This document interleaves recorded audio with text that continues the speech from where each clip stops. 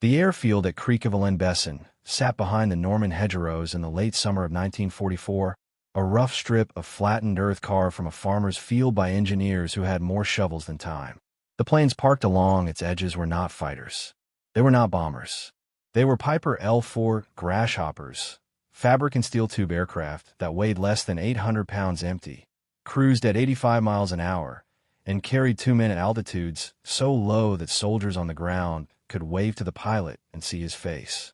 The Army had acquired them from civilian flying clubs and county airstrips across the United States, pressed them into service as artillery observation platforms, and sent them to Europe with a directive as plain as the machines themselves: fly slow, fly low, watch the enemy, and radio the coordinates back to the guns. They were not supposed to carry weapons. They were not armored against ground fire.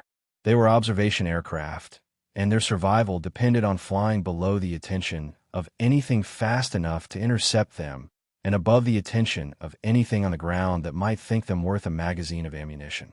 The Doctrine was clear on this. The Doctrine had not anticipated Charles Carpenter. A 30-year-old Army captain named Charles Carpenter was attaching 6 M1A1 bazooka launchers to the wing struts of his L4.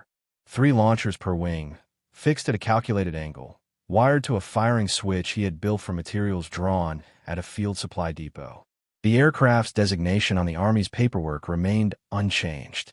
It was still an observation plane. Carpenter called it Rosie the Rocketeer.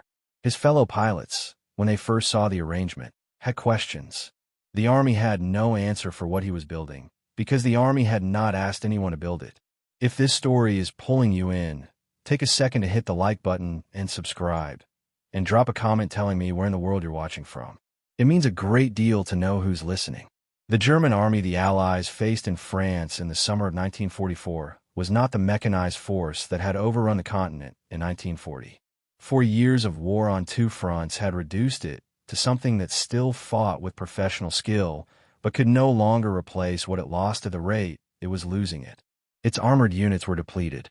The panzer divisions that remained in the line, elements of the 2nd SS Panzer Division Das Reich, remnants of the 17th SS Panzer Grenadier Division, scattered battle groups from the 1st SS Panzer, were not fresh formations at full establishment strength. They were veteran units with reduced tank inventories, experienced crews who had survived multiple campaigns, and a professional understanding of how to use terrain and timing to compensate for numerical disadvantage. That professionalism was the specific danger. A depleted panzer formation could still execute a local counterattack that severed an overextended American column from its support. A Panther with a battle-worn hull and a veteran gunner could still kill a Sherman at ranges where the Sherman could not reliably return fire. The Sherman, in its most common variants, carried a 75mm gun. Against a Panzer IV at standard combat ranges, it was effective. Against a Panther, the arithmetic changed. The Panther's frontal plate, 80mm sloped at 55 degrees, was effectively immune to the standard American 75 at most practical engagement distances. The after-action reports from the Normandy fighting said this plainly, and the loss returns confirmed it. The Americans compensated with volume of fire, with flanking maneuvers that exposed a Panther's thinner side armor, and above all with artillery. Massed artillery, well directed from an observer in the air, could suppress and destroy armor when the infantry's own anti-tank weapons could not reach. But artillery required observation. It required someone airborne with a radio and a clear line of sight to the target, someone who could watch the shells fall and walk the fire onto a tank before the tank crossed the next ridgeline. That was where the L4 pilots worked. Slow and low and visible to everyone below them, they flew above the battle and called down the fire of batteries that could not see what they were shooting at. The system worked, when it worked, with a particular timing pressure built into it. The interval between a pilot's radio call and the first shell landing on the target was measured in minutes. A panzer column crossing a road junction at speed could travel a quarter mile in that window. If the supporting battery was displacing to a new firing position, if the radio net was congested with competing fire missions from other sectors, if the forward observer and the battery commander could not synchronize their frequencies quickly enough, the window closed before the steel arrived. The rounds came down on empty ground. The column kept moving. Carpenter had been watching this gap from 150 feet above the bocage since the days after the landings. His flight logs from this period, which survive in Army records, show a man who flew continuously and who filed detailed reports on German armor positions with the precision that comes from sitting directly above them in an aircraft slow enough to count the antenna masts on a vehicle's hull. He was good at the work as Doctrine defined it. He was also watching, from that altitude and that pace, columns of German armor reach ground that the artillery could not cover in the time available. He began thinking about the problem the way a man thinks about a gap he can measure precisely and cannot stop seeing. Before the war, Carpenter had been a high school teacher in Decatur, Illinois. He had taught history. He had coached football and track. He had earned his private pilot's license through a civilian program, and he had taken an Army commission when the war began, moving through the training system into the observation aviation role that suited his qualifications. He was not an engineer by trade. He was not a weapons developer by institutional assignment.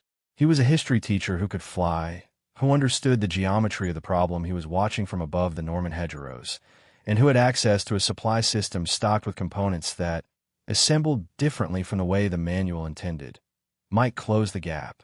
The M1, a one bazooka, was not a sophisticated weapon. It was a metal tube, a solid-fuel rocket motor, and a shaped-charge warhead designed to be fired from the shoulder by a single infantryman. The Army had been issuing them since 1942.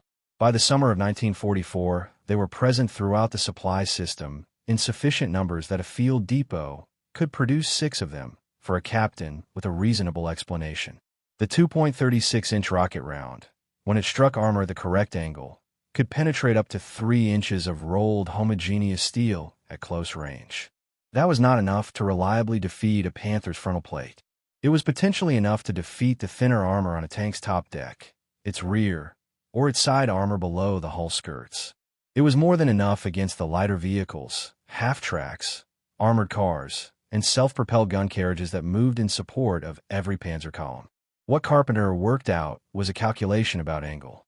A rocket fired from directly above a tank did not strike the front plate. It struck the deck. The deck armor on a Panther ranged from 16 to 30 millimeters, depending on the section. A shaped charge arriving at a steep angle from above could penetrate it. The L-4 flew low and slow enough that a pilot approaching a tank column from the rear quadrant could close to within 100 yards of the target before the crew below had a clear assessment of what was descending on them. At that range, at that angle, a shaped charge round was already in its terminal approach before the gunner on any anti-aircraft mount could track it accurately. The trigger mechanism Carpenter built was straightforward. Each bazooka was mounted at a fixed angle on the wing strut, set to converge at a point roughly 50 to 75 yards ahead of the aircraft's nose at the correct dive angle. A wire ran from each launcher through the cockpit to a switch on the control stick. There was no targeting computer, no gyroscopic aiming device, no optical rangefinder. The pilot held the aircraft at a specific airspeed, a specific descent angle, and a specific altitude above the target, and he fired when his judgment told him the geometry was right. The system required him to fly directly at the target at low altitude, in an aircraft made of fabric and steel tubing, exposed to whatever the tank's crew and their accompanying infantry could bring to bear. It worked because the physics were sound, because the early attacks achieved tactical surprise before German crews adapted, and because Carpenter was the kind of pilot who could hold an aircraft on a precise heading at the moment when every instinct said to break away. The record of what Carpenter accomplished when he began flying Rosie the Rocketeer against German armor is fragmentary in the way that small unit documentation from a fast-moving campaign is always fragmentary. The Third Army's advance across Brittany and northern France in August of 1944 was not a fixed-front battle where daily position reports and after-action assessments accumulated in organized files. Units moved 30 miles in a day. Headquarters displaced before their paperwork caught up. What survives is a combination of formal Army records, contemporary newspaper dispatches from correspondents who encountered Carpenter in the field, and the accounts of ground officers whose units he supported. On the 12th of August, 1944, near Dol-de-Bretagne in Brittany, Carpenter attacked a German armored column that had cut across the line of advance of elements of the 4th Armored Division. The precise composition of the column is not uniformly established across all surviving accounts, but multiple sources place Panzer IV tanks and half-tracks among the vehicles engaged. What the record establishes without dispute is that Carpenter made repeated passes on the column, firing rockets on each approach, and that the engagement disrupted the column's movement long enough for American armor to close and complete the action on the ground. The after-action material credits his attack with destroying, at minimum, one armored vehicle and damaging others.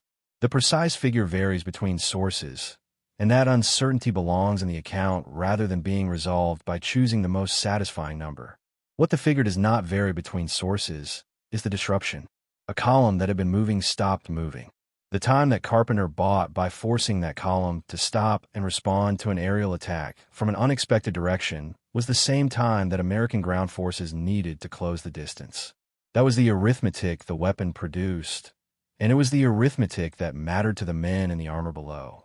What the German crews experienced during those first attacks was something the Doctrine had not prepared them for. A Panthers crew was trained to watch for fighter bombers approaching fast from altitude, for artillery registration shots that signaled a fire mission was incoming, for the flanking movement of opposing armor. They were trained to button up the hatches when aircraft were in the area, because a fighter bomber's strafing run could kill an open-hatch commander. But the threat that descended on them near Dol-de-Bretagne was different in its character and its approach angle. It came from behind and from low, at the speed of a touring aircraft rather than a combat aircraft, and it arrived at the deck rather than the hull. The few seconds between the moment a crew member first heard the engine note and the moment the rocket arrived were not enough time to respond with anything organized. What happened near Mayenne 2 days later, on the 14th of August, is documented with more convergence.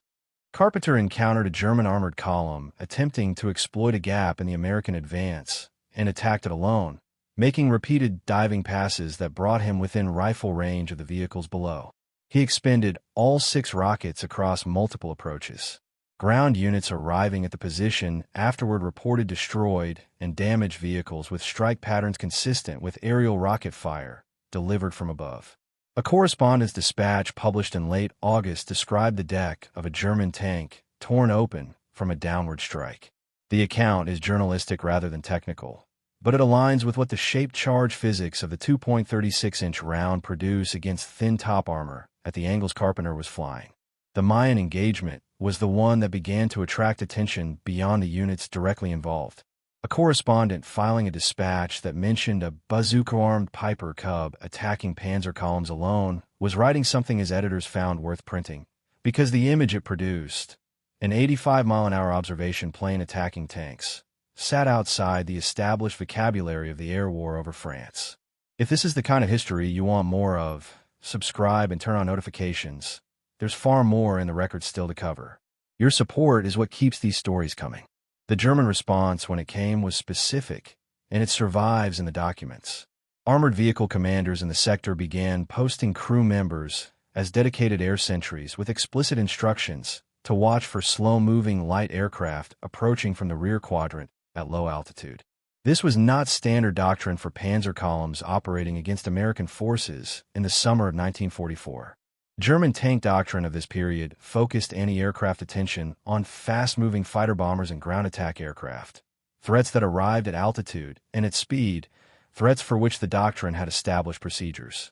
Watching the low sky behind the column for a fabric-covered plane moving at 85 miles an hour was a different and specific kind of vigilance, and it emerged in this sector because something had made it necessary. The Adaptation appears in prisoner interrogation summaries from this period, documents that record enemy tactical changes as they occur and attribute causes only when those causes can be confirmed. A bazooka-armed Piper Cub had altered the defensive behavior of armored units in the sector. A weapon no general had ordered, that no manual described, and that no development program had produced had forced a concrete change in how German tank crews managed their vulnerability. Carpenter continued flying through the rest of August and into September as the Third Army advanced toward the German border. The pace of the advance made systematic documentation difficult, and Carpenter himself was not a man who amplified his own actions through official channels. The accounts from this period come primarily from the infantry and armor officers whose units he supported, men who had watched a yellow aircraft appear above a German column, and seen the rockets fire, and seen what remained on the ground when the aircraft turned away.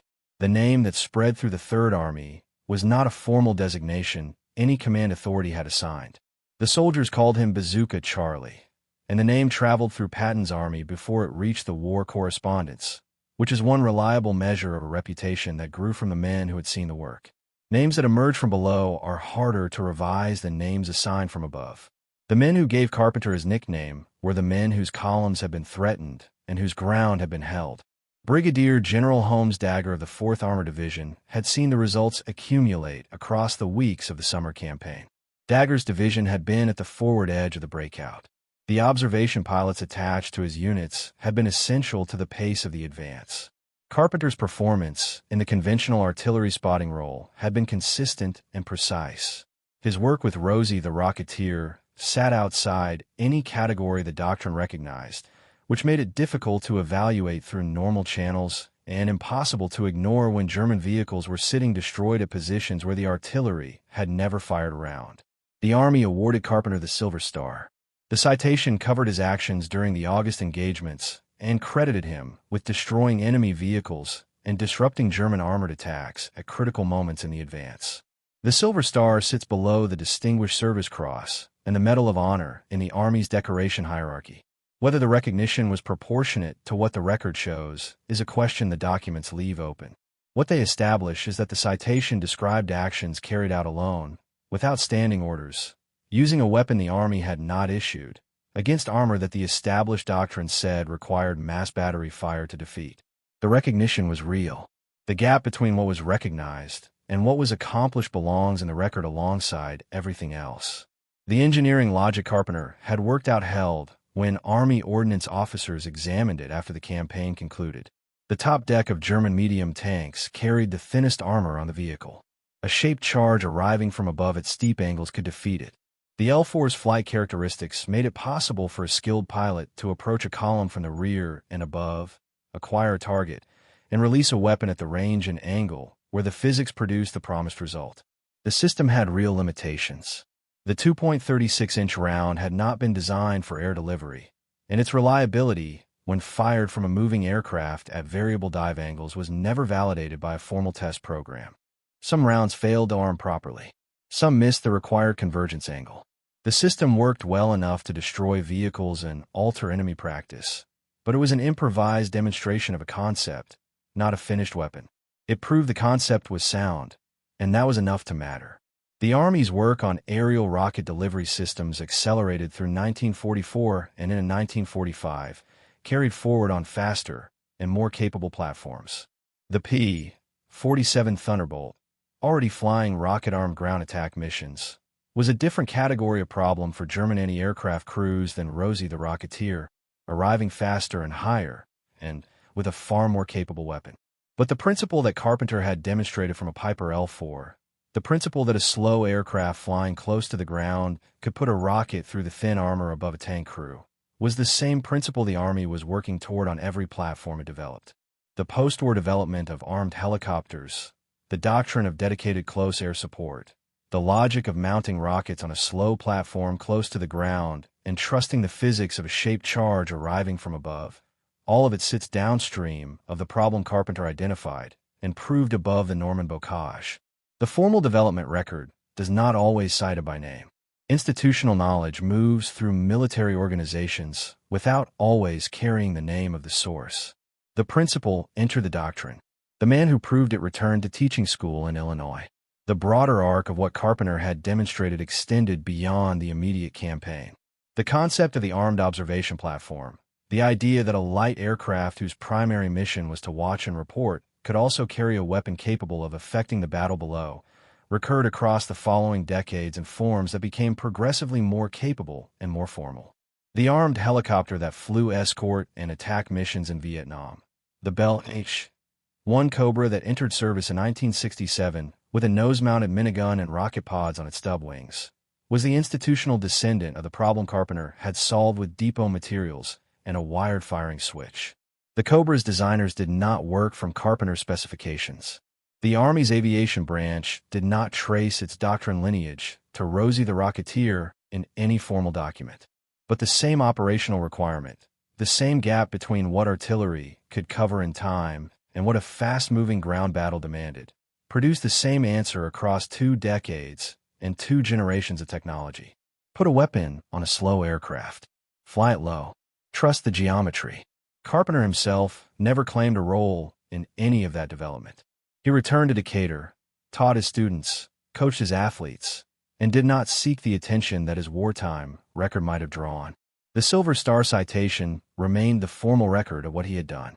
The Army's institutional memory of Bazooka Charlie existed primarily in the accounts of the men who had served with the 4th Armored Division in the summer of 1944, in the correspondent dispatches from Brittany, and in the prisoner interrogation summaries that recorded the German tactical adaptation. It was not forgotten, but it was not prominently maintained either. The gap between what the record shows and what the institutions chose to commemorate is part of the account. Charles Carpenter left the Army after the war and went back to Decatur. He taught history and coached athletics at a high school for the remainder of his working career. He did not write memoirs. He did not pursue a military career that his record would have supported. He talked about the war when students asked, and the accounts from those conversations describe a man who treated what he had accomplished as something the situation had required rather than something requiring ongoing ceremony. He had seen a problem, worked out what the geometry demanded, drawn 6 bazookas from the depot, built the weapon, and flown at tanks. The war ended. He went back to teaching history to students who did not yet know the history he had helped make. Rosie the Rocketeer did not survive in any museum. The fate of the specific aircraft Carpenter flew is not established in any surviving inventory. The Army's light observation planes were not preserved with the institutional care extended to fighter aces aircraft or to the heavy bombers of the strategic campaign. Most L-4s were worn out across the campaign, stripped of usable parts, and discarded in the weeks after the German surrender. If Rosie the Rocketeer was among them, no record notes the date or the place. The 6 bazooka tubes that Carpenter had mounted to the wing struts were themselves depot-issue weapons that could be returned to the supply system once the aircraft was retired. There is no manifest entry that specifically identifies them as the launchers from Rosie the Rocketeer. The modification that changed how German armored crews watched their rear quadrant over the hedgerows of Brittany was dismantled and redistributed without any institutional ceremony to mark the occasion. What remains is the documentation of what that aircraft did. The after-action reports, the correspondent dispatches, the Silver Star citation, the prisoner interrogation summaries recording German armored units adapting their watch patterns in response to a slow-moving aerial threat from the rear. These are the surviving trace of what Charles Carpenter built and flew and proved in the late summer of 1944. The German tank commanders who posted dedicated air sentries to watch their rear quadrant at low altitude did not do so because any doctrine told them to. They did it because something had started arriving from that direction and proving it could reach them through the thin armor above the crew compartment. Charles Carpenter died on March 21, 1966. He was 51 years old. The obituaries in the Illinois papers described a teacher and a coach, a veteran, a man who had earned the Silver Star. They did not mention Rosie the Rocketeer or the Panthers or the German armored columns that reorganized their air watch because a history teacher from Decatur had looked at a problem, looked at what was available in the supply depot behind the lines, and decided the geometry was right. He was 51 years old when he died, which meant he had spent less than a third of his life in the Army and more than 2/3 of it teaching teenagers the history of wars that had not yet included his own. The students he taught in those years after 1945 were in many cases too young to have served in the war he fought. Whether he told them the full story of Rosie the Rocketeer is not established in the record. The accounts that survive suggest he answered questions when asked and did not elaborate beyond what the questions required. The 4th Armored Division, the unit with which Carpenter served through the summer and fall of 1944, continued east into Germany and reached the town of Hammelburg in late March of 1945. Its tanks were among the first American armor to cross the Rhine. The division's after-action records from the full campaign are preserved in the National Archives, and within those records the contributions of the attached observation aviation pilots are documented with the matter-of-fact precision of military paperwork. Carpenter appears in those records as a pilot who flew consistently, who filed accurate reports, and who received the Silver Star for actions in August. The bazooka launchers on Rosie the Rocketeer are mentioned in the way that improvised field modifications are always mentioned in formal records, as a fact noted and then moved past because the advance was continuing, and there was no time to stop and assess what it meant. The armed helicopter that flew over Vietnam, the Doctrine that put Cobras and then Apaches above armored formations in every subsequent American conflict, the entire practical logic of mounting rockets on a slow platform close to the ground and trusting the physics of a shaped charge arriving from above, carries some portion of the proof that Carpenter demonstrated in the Bocage of 1944. The fabric of his aircraft is gone. The steel tube frame is gone. The 6 bazooka tubes he bolted to the wing struts are gone. What is left is the small, specific, documented fact that German armored crews who had never been told to watch the sky above their deck plates began watching it, because something had come from that direction and proven it could reach them there. That is the record. That is what it shows. Thank you for staying with this until the end. If what you heard here stayed with you, the other films on your screen carry the story forward. Subscribe if you haven't, and I'll see you in the next one.